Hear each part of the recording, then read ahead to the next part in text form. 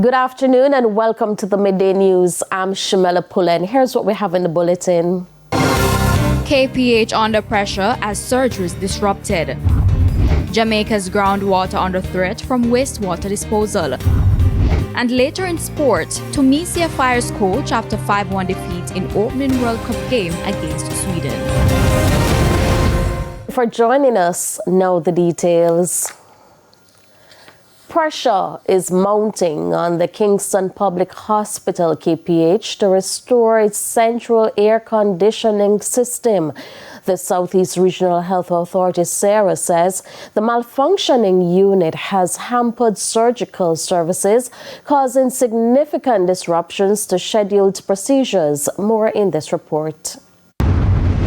This is not the first time the hospital's central air conditioning system has failed. In fact, the problem has persisted for months, repeatedly disrupting critical services and hospital operations. The system is an age system, probably over 50 years old, and we have contractors who are working on it, but it comes up with one problem or another while they are trying to repair it. Because of that system, it has impacted 2 of our OR rooms. The temperature is not at the right temperature in those spaces. So only 2 major OR rooms are working. And at this time, what the team has to do is to reschedule some of our elective cases and focus on the major and critical cases at this time while we operate to repair the unit. KPH Chief Executive Officer Dwayne Francis says maintaining proper environmental conditions in operating theaters is critical to patient safety, infection control, and adherence to clinical standards. He says major repair work is now underway to restore the air conditioning system and return the affected operating theaters to full capacity as quickly as possible. Because the parts of the units are not found locally, it's not something you can get off of the shelf. Whenever the issues arise, they have to import stuff. Because right now it needs HEPA filters, and they have to purchase them overseas to bring them into the island, because those create the close to 100% fresh air going into the operating theaters. So that is something that they need, along with the repairs that they're doing on the unit. So that's what we're having as a challenge. The Southeast Regional Health Authority is urging patients, staff, and stakeholders to remain patient as repair efforts continue. It says transparency and timely communication will remain a priority until the work is completed and normal operations are restored. At this time, we apologize for the inconvenience that the clients are facing, and we do understand the challenge that they're having, and we are prioritizing to ensure that we get back to normal services in the shortest time frame possible. The impact we know is great because persons are awaiting surgeries, and we would want to ensure that all our clients get the necessary care that they require when they enter our doors and our facilities. The organization is looking to shorten this time period with our contractors, and we are looking to see our best over the next 2 weeks we can get back to a semblance to our normal way of operating. Anthony Atkinson, TVJ News. Mayor of Port Maria Fitzroy Wilson is coming under fire after a confrontation with a resident yesterday.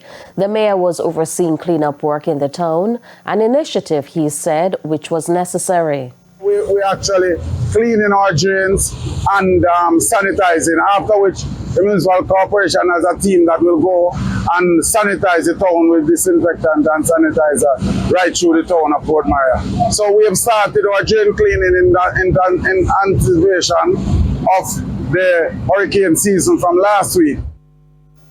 Now, while some people welcome the cleaning, this is the moment which went viral on social media after a resident asked about bad roads in the parish. What you do? What you touch my phone? What you do? What you do? Man, what you do? Man, what you do? Boy, you touch my phone. Man, you assault me. I want to. Me say, man, you assault me. Me say, man, me not afraid of you. Me not afraid of you. Man, what you do? Boy, you wash out town and me a talk about wash out town. Man, what you do? Man, what you do, me a boy? Now, when we contacted the mayor for comment on the matter, he told us he was in a meeting. Jamaica's groundwater supply is under renewed scrutiny, with Environment Minister Matthew Samuda warning that improper wastewater disposal is posing a serious threat to key towns and future development. Alia Bryant has the details. Water Minister Matthew Samuda raised alarm over what he describes as one of the country's most pressing environmental risks, the use of backyard pits for wastewater and sewage disposal. Speaking at the Rotaract District 7020 conference, Samuda warned that the practice of injecting raw waste directly into these pits is causing significant nitrate leakage into underground water systems. He pointed to several coastal towns as being particularly vulnerable, including Falmouth, Port Maria, and Ocho Rios, noting that their naturally high water tables make contamination more likely and more severe. Which makes it unharvestable or unusable, which creates a serious pressure in an age of climate change where you will have reduced water availability.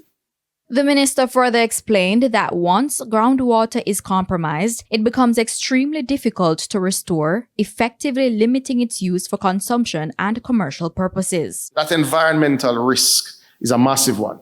It's also a financial risk from the perspective that, it's often said the road to development is a road, but below that road is a pipe. And you have to have potable water pipes and sewage pipes if that road is to be built and to trigger the sort of development that you want. So you're also inhibiting your growth prospects when you don't have sewage infrastructure, but you're also risking your future water supply. He warned that this could have long-term economic consequences, particularly as Jamaica seeks to expand tourism and industrial development. The sewage cost, the cost for us to deal with sewage, is a massive undertaking on the capital project side. It's one of those things that's difficult to get the sort of allocations that you need out of the national budget, but it is absolutely one of the most critical areas for Jamaica to achieve sustainability. And the truth is we have a long, long way to go. Minister Samuda pointed to the planned divestment and upgrade of the Soapberry sewage treatment plant as a significant step forward. The project is expected to double the facility's capacity and upgrade operations from secondary to tertiary treatment. Alia Bryant, TVJ News.